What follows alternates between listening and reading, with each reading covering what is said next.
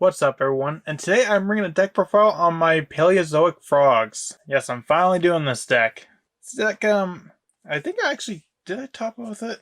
I don't know. For me, Frog Paleozoics I'd say it's definitely a favorite deck of mine. Man, just because I love trap decks, and I'd say it's, when I first built Paleozoic frogs, that was like my best deck, and it was like the farthest I ever gone with it. So, I definitely do appreciate this deck.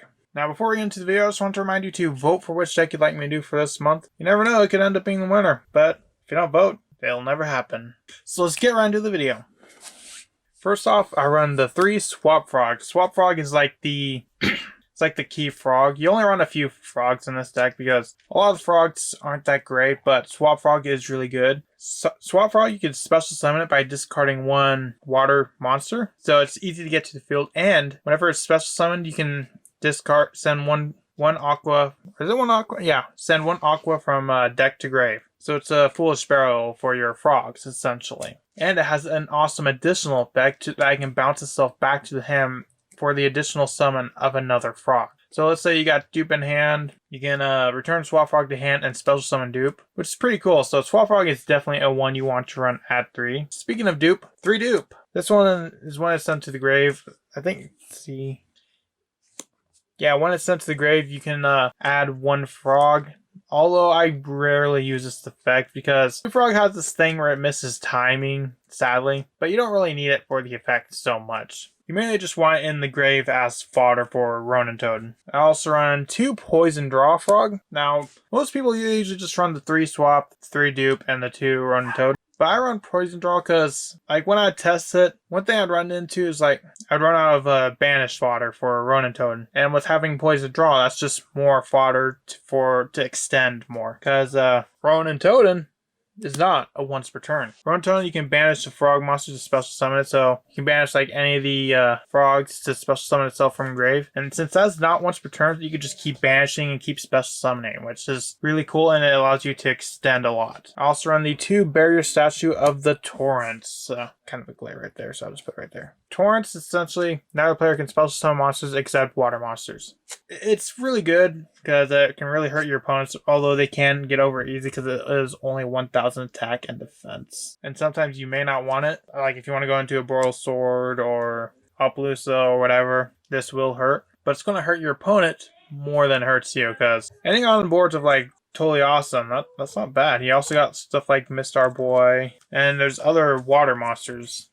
That's it for the monsters. Moving on to the traps, and there's a lot. I run 3 Paleozoic Dynamicious. You can discard 1 card to banish 1 card. I run 3 Canadia. It's essentially a Book of Moon. I run 3 Paleozoic Leonidas. That's spell and trap removal. Target spell, trap, destroy it. 3 Leah.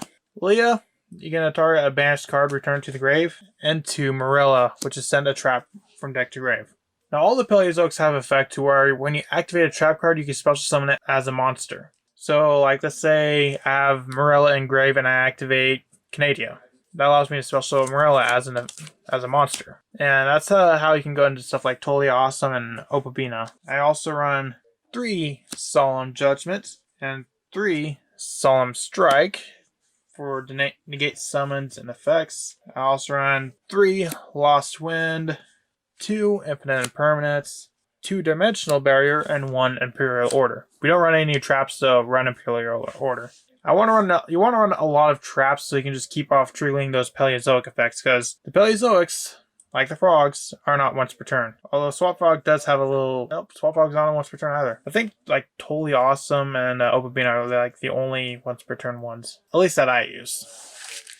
Moving on to the extra deck. I run 3 Totally Awesome. I don't know where my 3rd copy is. I had one, but I don't know what happened to it. And I also run the 2 Opabina. Totally Awesome is just a really good boss monster. First, turn the Sin by Fates. That allows you can special summon a frog from your decks, and if you summon a Swap Frog, that allows you to Foolish Burial a frog to the grave. And you can negate one when your opponent activates an effect. You can send 1 aqua from your hand or field to the grave to negate it, and then set it to your field. That can be pretty useful. Like, let's say they activate, let's say a Monster Reborn. You can essentially make that your Monster Reborn. So that's pretty good. And it can, and when it's sent to the grave, you can target a water monster in your graveyard, add it to your hand. So it can recur too.